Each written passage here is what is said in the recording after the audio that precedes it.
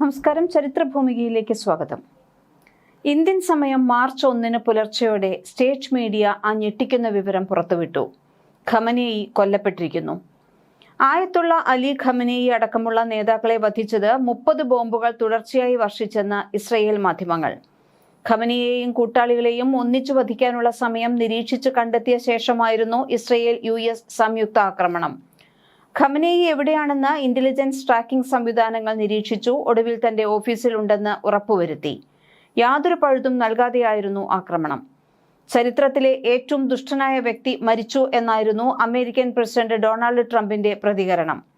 ഇസ്രയേലുമായി ചേർന്ന് അമേരിക്ക നടത്തിയ കൃത്യമായ പ്ലാനിങ്ങിന് മുന്നിൽ ഖമനേയിയുടെ സുരക്ഷാ കവചങ്ങൾ തകർന്നു വീഴുകയായിരുന്നു. 4 പതിറ്റാണ്ടുകാലം ഇറാനെ ഉരുക്കുമുഷ്ടി കൊണ്ട് ഭരിച്ച ആയത്തുള്ള അലി ഖമേനിയുടെ അന്ത്യം ലോകത്തെ ഞെട്ടിച്ചു. ഖമേനി കൊല്ലപ്പെട്ടു എന്ന വാർത്ത സ്ഥിരീകരിച്ചതോടെ ഒരു വിഭാഗം ജനങ്ങൾ തെരുവിൽ ആഹ്ലാദ പ്രകടനം നടത്തുമ്പോൾ ഭരണകൂട അനുകൂലികൾ കടുത്ത ദുഃഖത്തിലും ആശങ്കയിലുമാണ്. ദശാബ്ദങ്ങളായുള്ള പുരോഹിത ഭരണത്തിന് അന്ത്യമായി എന്ന വിശ്വാസത്തിൽ ഇറാനിലെ പല നഗരങ്ങളിലും ജനങ്ങൾ തെരുവിലിറങ്ങി. ടെഹ്റാനിലും കരാച്ച് പട്ടണത്തിലും സ്ത്രീകൾ ഹിജാബ് വലിച്ചെറിഞ്ഞ് നൃത്തം ചെയ്യുന്നതും ആർപ്പ് വിളിക്കുന്നതുമായ ദൃശ്യങ്ങൾ പുറത്തുവന്നു. 1979 വിപ്ലവത്തിന് മുൻപുണ്ടായിരുന്ന ഷാ ഭരണകൂടത്തെ അനുകൂലിച്ചും ഫാസിസത്തിന് മരണം എന്ന മുദ്രാവാക്യം വിളിച്ചും ആയിരങ്ങളാണ് ഒത്തുകൂടിയത്. കഴിഞ്ഞ 40 വർഷക്കാലം ഇറാനെ തന്റെ വിരൽത്തുമ്പിൽ നിർത്തിയ അലി ഖമനേയിയുടെ ജീവിതകഥ ഇങ്ങനെ.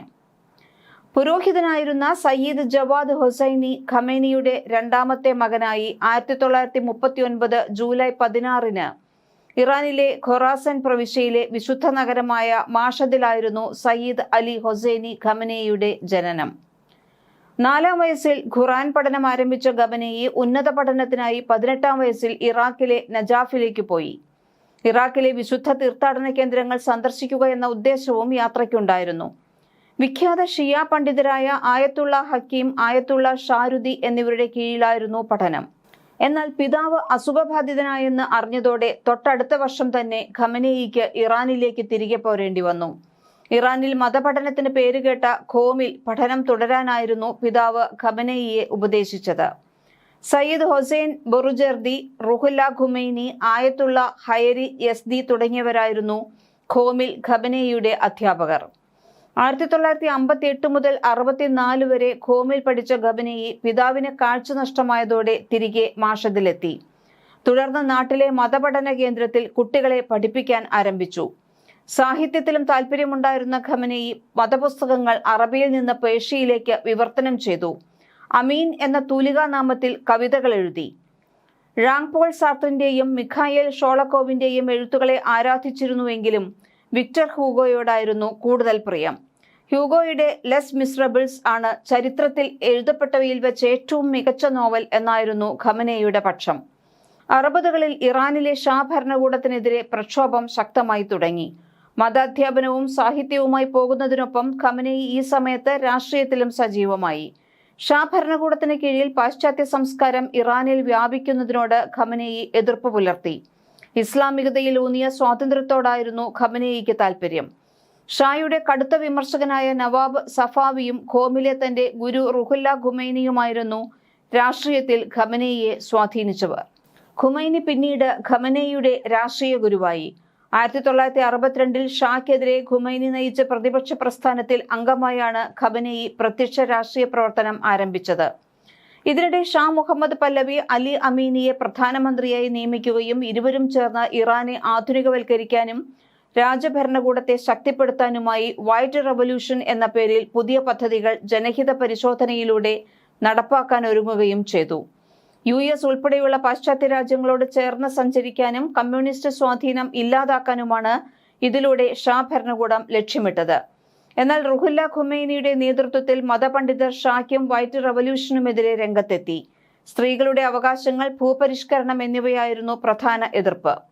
യുവാക്കളെ സൈനിക സേവനത്തിന് അയക്കുന്നതിനു പകരം ഗ്രാമീണ മേഖലകളിൽ അയച്ച വായനയും എഴുത്തും പഠിപ്പിക്കൽ തുടങ്ങിയവയായിരുന്നു വൈറ്റ് റവല്യൂഷന്റെ പ്രധാന ലക്ഷ്യങ്ങൾ. ഏകപക്ഷീയമായി പുരുഷന്മാർ വിവാഹമോചനം നടത്തുന്നത് നിയന്ത്രിക്കാൻ വിവാഹമോചനത്തിന് കോടതിയുടെ അനുമതി വേണമെന്നും ബഹുഭാര്യത്വത്തിന് ആദ്യ ഭാര്യയുടെയും കോടതിയുടെയും അനുമതി വേണമെന്നുമായിരുന്നു പുതിയ നിയമം. ഇവയെല്ലാം മതപണ്ഡിതരുടെ എതിർപ്പ് ക്ഷണിച്ചു വരുത്തി. സ്ത്രീകൾക്ക് വോട്ടവകാശം നൽകുന്നതും കുടുംബം കോടതി വിഷയങ്ങളിൽ തീർപ്പ് കൽപ്പിക്കാനുള്ള അവകാശം ശരിയാ കോടതികളിൽ നിന്ന് സർക്കാർ കോടതികളിലേക്ക് മാറ്റിയതൊന്നും തന്നെ അവർക്ക് സ്വീകാര്യമായില്ല. സ്ത്രീകൾ തെരഞ്ഞെടുപ്പിൽ മത്സരിക്കുന്നത് മതത്തിന് നിരക്കാത്തതാണെന്ന് അവർ പറഞ്ഞു. ശരീഅത്ത് നിയമങ്ങളെ സർക്കാർ നിർമ്മിത നിയമങ്ങളാൽ മാറ്റാനാവില്ലെന്നും പുരോഗമനാശയങ്ങൾ ഇസ്ലാമിക നിയമങ്ങളുടെ ലംഘനമാണെന്നും ഖുമൈനി വാദിച്ചു. 1963 ജൂണിൽ അഷൂറയിൽ ഷായെ വിമർശിച്ചതോടെ ഖുമൈനിയെ ജൂൺ 5-ന് അറസ്റ്റ് ചെയ്തു. ഇതേ തുടർന്ന് ഇറാനിൽ വലിയ കലാപമുണ്ടായി.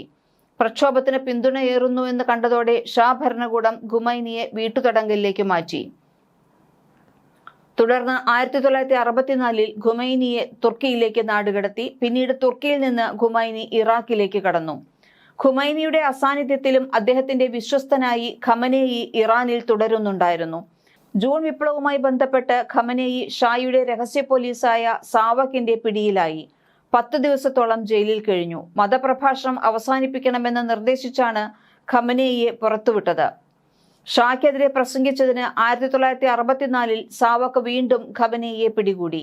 2 മാസത്തോളം ജയിലിലിട്ടു. അവിടെ വെച്ച് ഖമനേയി കൊടിയ പീഡനങ്ങൾക്കും ഇരയായി. 6 പ്രാവശ്യമാണ് സാവക്ക് ഇദ്ദേഹത്തിനെ പിടികൂടി ജയിലിലാക്കിയത്. അമേരിക്കൻ ചാരസംഘടനയായ CIA-യുടെയും ഇസ്രയേൽ ചാരസംഘടനയായ മൊസാദിന്റെയും പരിശീലനം നേടിയ സാവക്കിൽ നിന്നേറ്റ പീഡനമാണ് ഖമനേയിയുടെ ഇസ്രയേൽ US വൈരത്തിന് കാരണമെന്ന് രാജ്യാന്തര നിരീക്ഷകർ പലപ്പോഴും ചൂണ്ടിക്കാട്ടിയിട്ടുണ്ട്. 6 തവണ പോലീസ് ഖമനേയിയെ അറസ്റ്റ് ചെയ്തു. 6 തവണയും ക്രൂരമായി മർദ്ദിച്ചു. 1976-ൽ 6-ാം തവണ അറസ്റ്റിലായതോടെ ഖമനേയിയെ ഷാ ഭരണകൂടം സിസ്താൻ ബലൂചിസ്ഥാൻ പ്രവിശ്യയിലേക്ക് നാടുകടത്തി. ഭരണത്തിൽ ഏകാധിപത്യം ഉറപ്പാക്കാൻ നാഷണൽ റീസർജൻസ് പാർട്ടി എന്ന പേരിൽ രാജ്യത്ത് ഒറ്റപ്പാർട്ടി നയം കൊണ്ടുവന്ന 1975-ലെ ഷായുടെ തീരുമാനമാണ് ഇസ്ലാമിക വിപ്ലവം ശക്തി പ്രാപിക്കാൻ പെട്ടെന്നുണ്ടായ കാരണം. രാജ്യത്ത് ഔദ്യോഗികമായി നിലവിലുണ്ടായിരുന്ന ഇറാൻ, ഇനോവിൻ, മാർഡം എന്നീ പാർട്ടികൾ പിരിച്ചുവിട്ടുകൊണ്ടായിരുന്നു പ്രഖ്യാപനം. ഇറാനിൽ ഇനി മുതൽ ഒരു രാഷ്ട്രീയ പാർട്ടി മതിയെന്നും എല്ലാവരും ഇതിൽ അംഗമാകണമെന്നും ഷാ ഉത്തരവിട്ടു. ഷായുടെ ഈ ഉത്തരവിനെതിരെ ഖുമൈനി അടക്കമുള്ളവരിൽ നിന്ന് വലിയ പ്രതിഷേധമുയർന്നു. ഇതേസമയം വൈറ്റ് റവല്യൂഷന്റെ പരാജയവും എണ്ണവിലയിലുണ്ടായ കുതിച്ചുചാട്ടവും ഷാ ഭരണകൂടത്തിനുമേൽ തറച്ച അവസാനത്തെ ആണികളായി. വൈറ്റ് റവല്യൂഷൻ ലക്ഷ്യങ്ങൾ പാളി. ഷായുമായി അടുപ്പമുള്ള ഏതാനും പേരിൽ മാത്രം സമ്പത്ത് കുനിഞ്ഞുകൂടി. ഗ്രാമങ്ങൾ ദാരിദ്ര്യത്തിന്റെ പിടിയിലായി. ആളുകൾ കൂട്ടത്തോടെ നഗരങ്ങളിലേക്ക് ചേക്കേറി. ചേരികൾ രൂപപ്പെട്ടു. എണ്ണവില വർധനയും ദാരിദ്ര്യവും ഷായുടെ സ്ഥിതി ദയനീയമാക്കി. പ്രതിരോധത്തിന്റെ പ്രതീകമായി വളരെ പെട്ടെന്ന് ഖുമൈനി ജനപ്രീതി ആർജിച്ചു. ഷായെ പുറത്താക്കണമെന്ന് ഖുമൈനി പലകുറി ആവശ്യപ്പെട്ടു. അതിനിടെ ഇറാൻ ഇറാഖിനുമേൽ സമ്മർദ്ദം ചെലുത്തിയതോടെ ഖുമൈനിക്ക് പാരീസിലേക്ക് പലായനം ചെയ്യേണ്ടി വന്നിരുന്നു. ഇതേസമയം ഇറാനിൽ ഷായ്ക്കും നിൽക്കക്കള്ളിയില്ലാതായി. ഒടുവിൽ 1979 ജനുവരിയിൽ ഷാ റിസ പല്ലവി ഈജിപ്തിലേക്ക് കടന്നു. ഇതോടെ 54 വർഷത്തെ ഷാ ഭരണത്തിന് അവസാനമായി. ഇസ്ലാമിക ഭരണകൂടത്തിന്റെ തുടക്കവും അതായിരുന്നു. ഇറാനിൽ റുഹുല്ല ഖുമൈനി ഭരണാധികാരിയായതോടെ ഖമനേയിയും അധികാര സ്ഥാനങ്ങളിലേക്ക് ഉയർന്നു. 1980-ൽ ചുരുങ്ങിയ കാലം ഖമനേയി പ്രതിരോധ മന്ത്രിയായി. തുടർന്ന് ഇറാൻ ഇറാഖ് യുദ്ധകാലത്ത് ഇസ്ലാമിക് റവല്യൂഷണറി ഗാർഡിന്റെ സൂപ്പർവൈസർ, ഏറെ സ്വാധീനമുള്ള വെള്ളിയാഴ്ച പ്രാർത്ഥനയുടെ നേതാവ് തുടങ്ങിയ ഉന്നത സ്ഥാനങ്ങളിലേക്ക് ഖമനേയി ഉയർത്തപ്പെട്ടു. 1981 ജൂലൈയിൽ തീവ്ര പ്രതിപക്ഷ കക്ഷിയായ മൊജാഹിദീൻ ഉ ഖൽഖ് നടത്തിയ വധശ്രമത്തിൽ നിന്ന് ഖമനേയി രക്ഷപ്പെട്ടു. പക്ഷേ ടേപ്പ് റെക്കോർഡറിൽ ഘടിപ്പിച്ച ബോംബ് പൊട്ടിത്തെറിച്ച് വലതു കൈയുടെ സ്വാധീനം നഷ്ടപ്പെട്ടു. ഏതാനും മാസങ്ങൾക്കുള്ളിൽ മൊജാഹിദീൻ ഉ ഖൽഖ് വീണ്ടും സ്ഫോടനം നടത്തി. അതിൽ പ്രസിഡന്റ് മുഹമ്മദ് അലി രജായി ഉൾപ്പെടെ 100 കണക്കിന് ഉന്നത ഇറാൻ ഉദ്യോഗസ്ഥർ കൊല്ലപ്പെട്ടു. രജായിയുടെ മരണത്തോടെ ഖമനേയി പ്രസിഡന്റ് സ്ഥാനത്ത് മത്സരിച്ചു. വിജയിച്ച ഖമനേയി 1981 മുതൽ 1989 വരെ ഇറാന്റെ പ്രസിഡന്റായി. ഇറാനിൽ റുഹല്ല ഖുമൈനി ആദ്യ പരമോന്നത നേതാവായതിനു ശേഷം അദ്ദേഹത്തിന്റെ പിൻഗാമിയായി പ്രഖ്യാപിക്കപ്പെട്ടിരുന്നയാൾ ആയത്തുള്ള മൊണ്ടസെരിയായിരുന്നു. എന്നാൽ ഖുമൈനിയുടെ ഭരണത്തിന് കീഴിലെ മനുഷ്യാവകാശ ധ്വംസനങ്ങളെ വിമർശിച്ചതിന്റെ പേരിൽ മൊണ്ടസെരി പുറത്താക്കപ്പെട്ടു. ഇതോടെ അടുത്ത പരമോന്നത നേതാവ് ആരെന്നതായി ചർച്ച. ഇസ്ലാമിക മതവിദ്യാഭ്യാസം അനുസരിച്ച് ആയത്തുള്ള പദവി ലഭിച്ചയാൾ മാത്രമാകണം പരമോന്നത നേതാവാകേണ്ടത് എന്നായിരുന്നു നിലവിലുണ്ടായിരുന്ന നിയമം. നേതൃസ്ഥാനത്തേക്ക് ഖമനേയിയുടെ പേര് ഉയർന്നു വന്നു. പക്ഷേ ആയത്തുള്ള റാങ്ക് ഇല്ല എന്നതിനാൽ പിന്നോട്ട് വലിക്കപ്പെട്ടു. ഹൊജ്ജത്തുൽ ഇസ്ലാം എന്ന ഇടത്തരം റാങ്കിലായിരുന്നു ഇസ്ലാമിക പഠനത്തിൽ ഖമനേയി.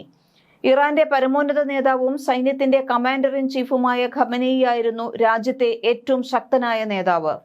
രാജ്യത്തിന്റെ സമ്പദ് വ്യവസ്ഥ, പരിസ്ഥിതി, ആസൂത്രണം, സൈന്യം, വിദേശനയം, പ്രതിരോധം, ദേശീയ സുരക്ഷ എന്നിവയിൽ അവസാന വാക്ക് പരമോന്നത നേതാവിൻ്റെതായിരുന്നു.